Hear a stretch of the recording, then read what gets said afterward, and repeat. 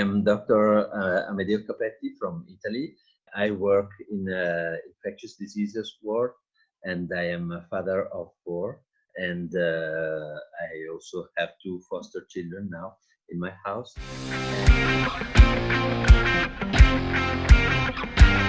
The first thing is that my wife has turned my house in some way into a convent.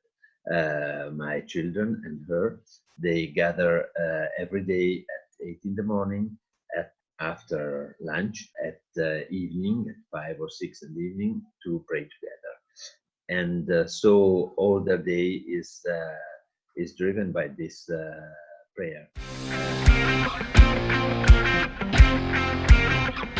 The younger of my children has started with his friends here in our surroundings. They buy goods for people who are quarantined or for the elderly who cannot go and go to the supermarket, and then they bring them home.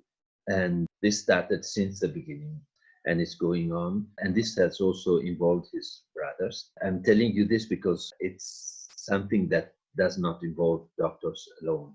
It involves everyone. And for me, this has been also an opportunity, so that one day I was going to my hospital, and I was really thinking of this, that all the complaint that my patients had. I follow 650 HIV infected patients, and they were all sending me messages saying, how are you, doctors? They were no more thinking about their problems. And what I thought that morning is that something was happening similarly to what happens when a doctor sees a patient who recovers from a deadly situation. And for that patient, the reality is no more given for granted. Everything is new.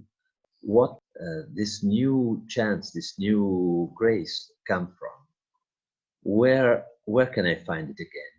Okay, so this is something that allows you not to lose this gift. And so, for me as a doctor, when I go and visit my patients, what I see is that their real need is for a meaning in their suffering, and for someone to look them and to give them love.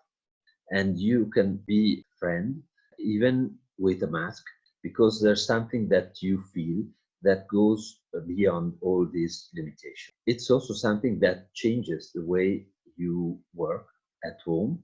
In Italy, we have a lot, we call it smart working, of people who work at home. And so also people around me have started realizing that their work was really important. For some of them, they said, well, you are lucky because you work in hospital, you do a very big job, and now we feel useless at home. We just continue our usual job and so on. And said, no, because at the end of this, Italy will be on its knees. And if you do your work well, it will be a bit less on its knees. So your job is very important.